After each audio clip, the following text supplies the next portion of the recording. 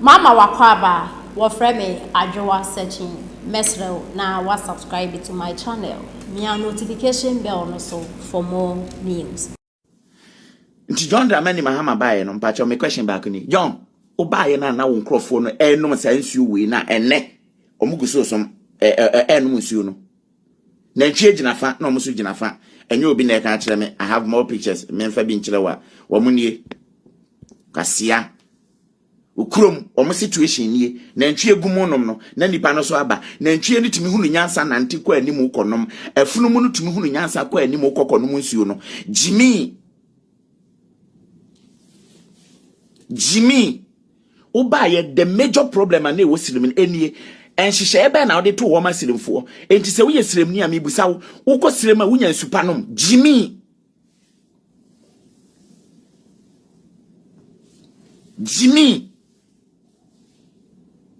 therefore you have to learn something more Jimmy dodo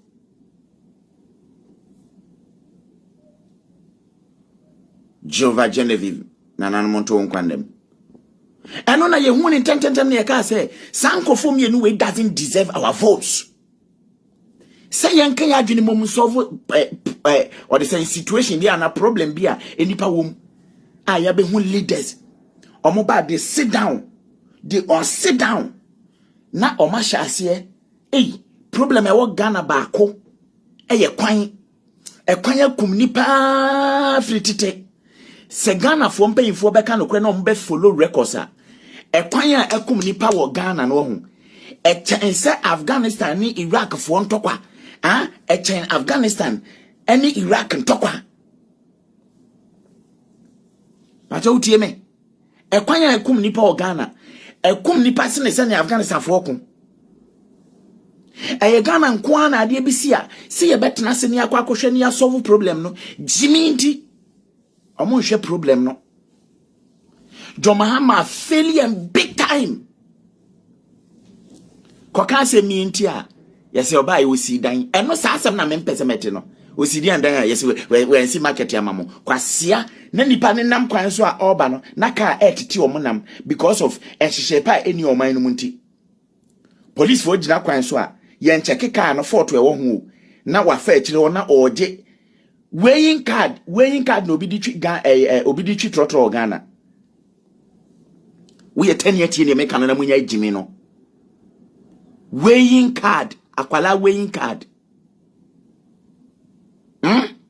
health insurance card and a driver bi di ato ne front oduru kwan ma police ni ncheki hu se driving license ananya driving license nipa no wo kwan se otwika na ni se otwika enti wakwala ntibo nsuom na watuka mienu ahune se yes oye gia ni se ye ni se ya watumi atu if you know how to control the gear then you are free to go no wasise nipa megum wakotu police ni o boy ne tibo nsuom na watumi atuka enti odi nipa atena mu de omokọ omonkwa hye ne nsa police ni na ese ohwe se obo nipa na ma ho obo nipa ma no ho ban no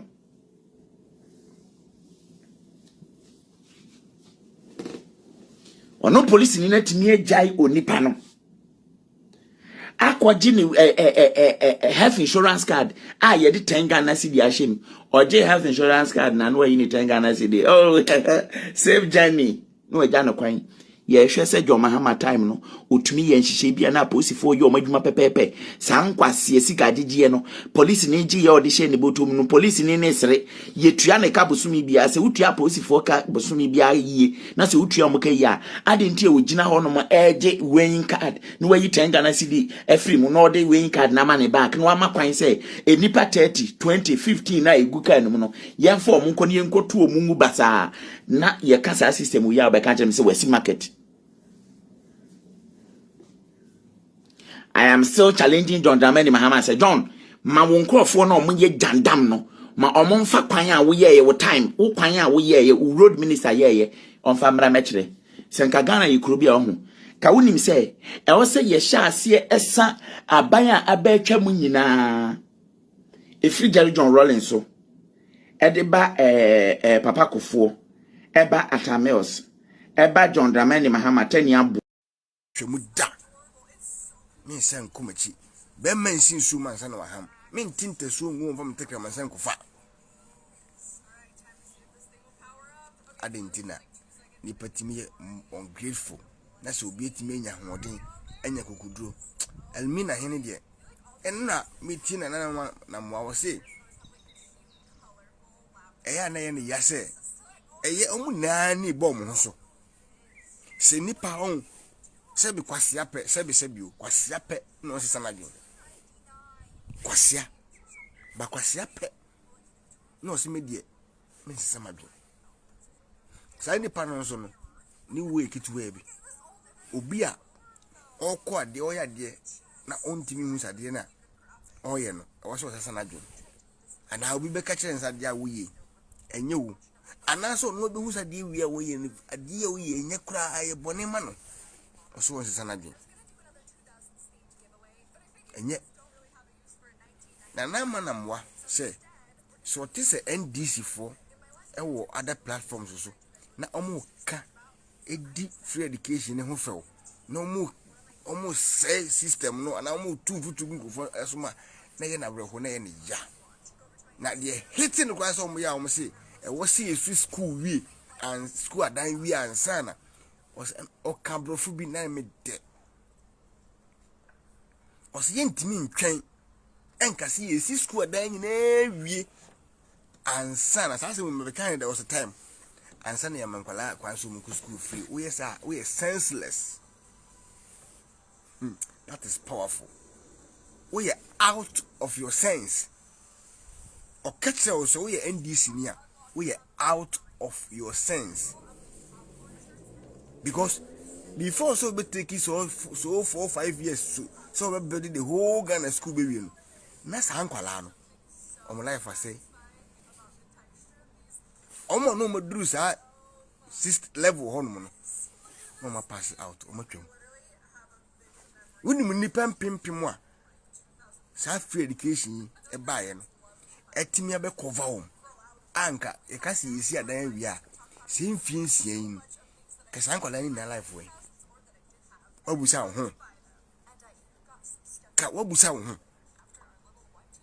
Asenyansani wo se wonye senseless a onka se free education no enkola na fofole so enti eye useless faso ni so nemu wo se esi adan wi ansana wo se wonye senseless ya ese ohun nyansa se eye more better se enkola na be fofole so school dem ho na omotimi esua de no o before so omusua de na egu so yesi adan no enu tema yesi adan no wie no na oma fofolo so esua de ma de nkafe na wo be kire no na nka wa hu no korani. Look at Nyansa. That guy is very brilliant, very very intelligent. Ya ka we no ye de yanko school nti ye start ye complaining ye ka free education as a month be di atem and the money free education and apart from and no na national intervention, so I have to mention all the time because minimum say and no emphasis also. Without education, you are empty. Tisameti. Semfaso me papa no me maame no nya sikere de nyina kokoko ya. Me si me machi ba me nsa. Mitimi hwe ni school no bia na ja. Setem me carpenter ikonkoma ya me yi. Mitimi bia me shop na nya me ya adom a na no me konkan ma me. Mitimi omu mienu wie bo so mentimi hwe baako. Odi machi mentimi a di odi machi me no. Me so ono momu nko no. Ene me no kase busa Felix mi tim fa me ho man obibiem sika kro wo no me tias mi suru no sika me nua ne wo no me tikro mu a enso mi suru no enti so bi ka kire wo se